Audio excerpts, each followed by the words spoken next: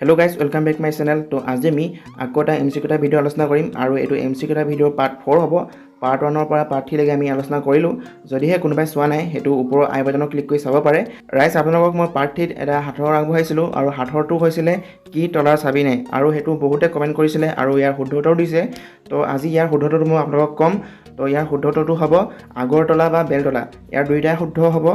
তো আজি ভিডিওটো হাতৰটো হৈছে নদী আছে পানী নাই পৰ্বত আছে গছ নাই আকবাৰ কৈছো নদী আছে পানী নাই পৰ্বত আছে গছ নাই ইয়াৰ শুদ্ধ এনসাৰটো জনে জানে হেতু কমেন্ট কৰিব আৰু এতিয়া বলক আমাৰ ভিডিওটো আগবঢ়ো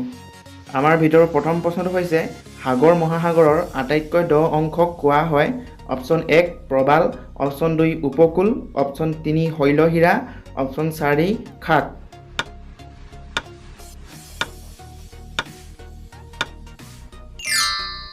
আমাৰ শুদ্ধ উত্তৰটো হ'ব অপচন 4 খাট সাগৰ মহাসাগৰৰ আটাইতকৈ দ অংশক খাট বুলি কোৱা হয় দ্বিতীয় প্ৰশ্নটো হৈছে পৃথিৱীৰ যমজ গ্ৰহ বুলিলে কোনটো গ্ৰহক কোৱা হয় ইয়াতে যমজ শব্দৰ অৰ্থ হৈছে একে বা মিল থকা অৰ্থাৎ কোনটো গ্ৰহ পৃথিৱীৰ নিচিনা দেখিবলৈ একে অপচন হৈছে শুক্ৰ গ্ৰহ অপচন 2 বুধ গ্ৰহ অপচন 3 শনি গ্ৰহ অপচন 4 মঙ্গল গ্ৰহ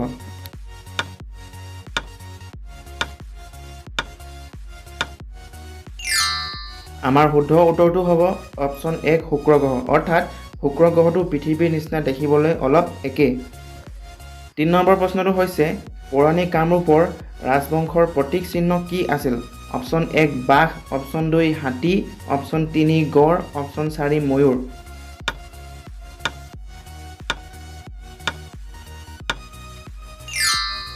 আমাৰ শুদ্ধ উত্তৰটো হ'ব অপচন 2 হাতী অৰ্থাৎ কামৰূপৰ ৰাজবংশৰ প্ৰতীক চিহ্ন আছিল হাতী 4 নম্বৰ প্ৰশ্ন কোনখন নগৰক পুৰণি কালত হিৰিম্বাপুৰ নগৰ বুলি কোৱা হৈছিল অপচন 1 ইম্ফল অপচন 2 তেজপুৰ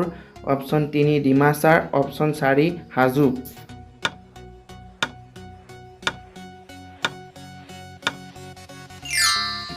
আমাৰ শুদ্ধ উত্তৰটো হ'ব অপচন 3 ডিমাচাৰ নগৰক পুৰণি কালত হিৰিম্বাপুৰ নগৰ বুলি কোৱা হৈছিল 5 নম্বৰ প্ৰশ্নটো হৈছে উদ্ভিদৰ খাদ্য কত সংশ্লেষণ হয় অৰ্থাৎ উদ্ভিদৰ খাদ্য কত জমা হয় আমাৰ অপচন কেইটা হৈছে অপচন 1 পাতত অপচন 2 কাণ্ডত অপচন 3 হিপাত অপচন 4 ফুলত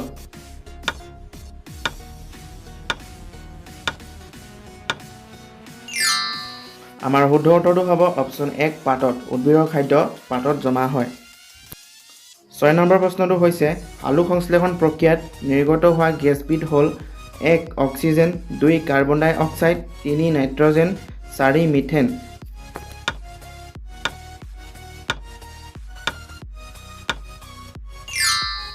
আমাৰ শুদ্ধ উত্তৰটো হ'ব অপচন 1 অক্সিজেন উদ্ভিদৰ আলু সংশ্লেষণ প্ৰক্ৰিয়াত অক্সিজেন গেছ নিৰ্গত হয় ইয়াতে জনে বুজা নাই আলু সংশ্লেষণ প্ৰক্ৰিয়া হৈছে হেতু প্ৰক্ৰিয়া য'ত নেকি উদ্ভিদে নিজৰ বাবে খাদ্য প্ৰস্তুত কৰে আৰু ইয়াৰ ফলত অক্সিজেন গেছটো নিৰ্গত হয় 7 নম্বৰ প্ৰশ্নটো হৈছে ৰোমান সংখ্যাৰ 50ক বা 50ক তলৰ কোনটো আখৰে বুজোৱা হয়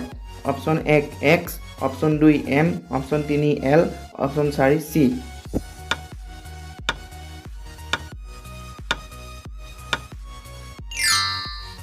আমাৰ শুদ্ধ উত্তৰটো হ'ব অপচন 3 l আখৰে বুজোৱা হয় 8 নম্বৰ প্ৰশ্নটো হৈছে উপস্থিত বুদ্ধি থকাজনক কি বুলি কোৱা হয় অপচন 1 বিবেক অপচন 2 প্ৰত্যুৎপন্নমতি অপচন 3 বুদ্ধিয়ক অপচন 4 বুদ্ধিমান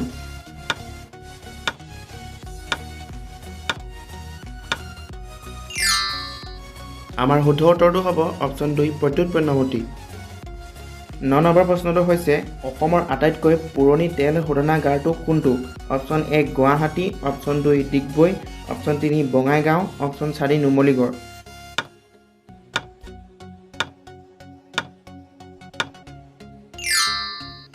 ইয়াৰ শুদ্ধ উত্তৰটো হ'ব অপচন 2 ডিগবৈ আৰু ডিগবৈ অসমৰ লগতে গোটেই ভাৰতবৰ্ষৰে তেল উদ্যোগৰ জন্মস্থান আৰু ইয়াৰ আৰম্ভ হৈছিল 1901 চনৰ পৰা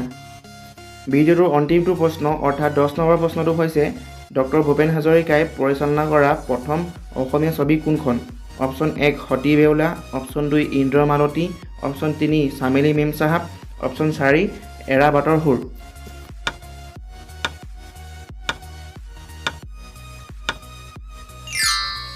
ইয়াতে আমাৰ শুদ্ধ উত্তৰটো হ'ব অপশ্যন 4 এৰাবাটৰ সুৰ। এৰাবাটৰ সুৰ ডক্টৰ ভূপেন হাজৰিকাই পৰিচালনা কৰা প্ৰথম অসমীয়া ছবি। তো ৰাইজ ভিডিঅ'টো শেষলৈকে চোৱাৰ বাবে বহুত বহুত ধন্যবাদ। আৰু আজি ভিডিঅ'টো এইখিনিলৈকে আছিল। আৰু মই দিয়া সাঁথৰটো কমেণ্ট কৰিব নাপাহৰিব। আৰু ইয়াৰ শুদ্ধ উত্তৰটো মই নেক্সট ভিডিঅ'ত আপলোড কৰিম। তো আজিলৈ ইমানেই আছিল। জয় আহোম।